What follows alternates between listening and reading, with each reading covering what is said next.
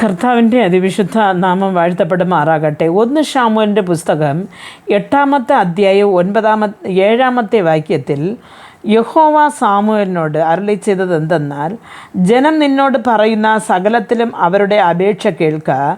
അവർ നിന്നെയല്ല, ഞാൻ അവരെ ഭരിക്കാതെ വണ്ണം എന്നെയാകുന്നു ത്യജിച്ചിരിക്കുന്നത് എന്ന് പറഞ്ഞു. പ്രിയ ദൈവമക്കളെ, ശമൂവേൽ പ്രവാചകൻ ഇസ്രായേലിലെ ഒരു നല്ലൊരു പ്രവാചകനായിരുന്നു. കള്ളം പറയാത്ത ഒരു നല്ലൊരു പ്രവാചകൻ. പക്ഷേ ആ പ്രവാചകൻ വയസ്സ് എന്നപ്പോൾ തൻ്റെ മക്കളെ ആ ന്യായം തീർക്കുവാൻ ഇസ്രായേലിലാക്കി വെച്ച്. പക്ഷേ ഈ സാമുവേലിൻ്റെ മക്കൾ സാമുവേലിനെ പോലെ അല്ല. പണം വാങ്ങിയിട്ട് അല്ലെങ്കിൽ കൈക്കൂലി വാങ്ങിയിട്ട് ന്യായം മറിച്ച് കളയുന്നവരായിരുന്നു എന്ന്, ദുരാഗികളായിട്ട് മാറി എന്ന് 3-ാമത്തെ വാക്യത്തിൽ നാം വായിക്കുന്നു.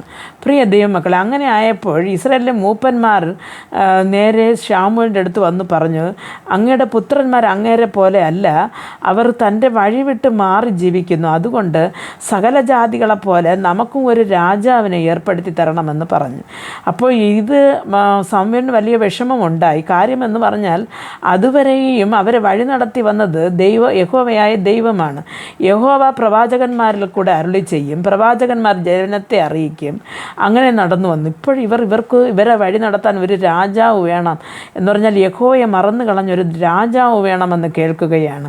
അപ്പോൾ ശമൂവേൽ ഈ പ്രാർത്ഥനയുമായിട്ട് ദൈവസന്നിധിയിൽ പോയപ്പോൾ ദൈവം പറഞ്ഞു, ഇസ്രായേൽ ജനം പറയുന്നതിന് നീ കേൾക്ക, അവരുടെ ആഗ്രഹം പോലെ നിറവേറ്റി കൊടുക്കുക. അവർ നിന്നെ അല്ല തള്ളിക്കളഞ്ഞത്, എന്നെയാകുന്നു തള്ളിക്കളഞ്ഞതെന്ന് പറയുന്നു.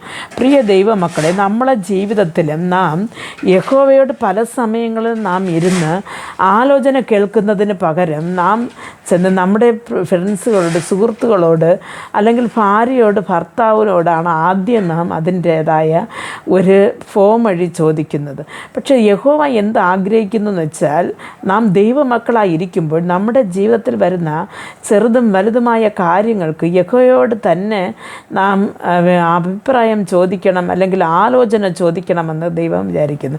ഇസ്രായേൽ ജനങ്ങൾ പണ്ട് യഹോവയെ തള്ളിക്കളഞ്ഞിട്ട് രാജാവിനെ ഏർപ്പെടുത്തിയതുപോലെ നമ്മളെ ഭരിക്കുന്നത്, നമ്മുടെ ജീവനെ അല്ലെങ്കിൽ നമ്മുടെ ജീവിതത്തെ ഭരിക്കുന്നത് ഒരു യഹോവയുടെ കരങ്ങൾ കൊടുക്കണം. ഒരു മനുഷ്യൻ നമ്മെ ഭരിക്കുവാൻ ആരും ഇടം കൊടുക്കരുത്. പ്രാർത്ഥിക്കുക. ഞങ്ങൾ വത്സ്യമായ വഴി നടത്തുന്ന സ്വർഗസ്ഥ പിതാവേ, ഞങ്ങളുടെ ജീവിതത്തിൽ കർത്താവെ, ഞങ്ങളുടെ സകല ഭരണത്തിൻ്റെയും കർത്താവ് അങ്ങാണ്. കർത്താവ് മറിച്ച് ഞങ്ങളുടെ ജീവിതത്തിൽ കർത്താവ് ഒരു ആലോചന ചോദിക്കുവാൻ, ഒരു മനുഷ്യൻ്റെ പുറകെ പോകാതെ അങ്ങയുടെ സന്നിധിയിൽ കാത്തിരുന്ന് പ്രാർത്ഥിച്ച്, അങ്ങയുടെ കർത്താവെ പ്രവാചകന്മാരോട് ഞങ്ങൾ ആലോചന ചോദിച്ച് കാര്യങ്ങൾ മുമ്പോട്ട് കൊണ്ടുപോകുവാൻ ഓരോരുത്തർക്കും കൃപ നൽകണമെന്ന് പ്രാർത്ഥിക്കുന്നു. അപ്പാ, അങ്ങയുടെ ആത്മാവിനാൽ കർത്താവെ ഞങ്ങളുടെ പിതാക്കന്മാർ നടത്തി വന്നതുപോലെ അങ്ങയുടെ ആത്മാവിനാൽ നീ ഞങ്ങളെയും നടത്തണമെന്ന് പ്രാർത്ഥിക്കുന്നു. ഞങ്ങൾ ചെയ്യേണ്ടുന്ന കാര്യങ്ങളെ ഞങ്ങൾക്ക് വെളിപ്പെടുത്തി തരണമേ. ഞങ്ങളുടെ ആത്മാവിൻ്റെ ശക്തി കൊണ്ട് കർത്താവെ നമ്മുടെ രാജ്യത്തിൽ വരുന്നത് വരെയും വഴി നടത്തി കൊണ്ടുവരണമെന്ന് പ്രാർത്ഥിക്കുന്നു.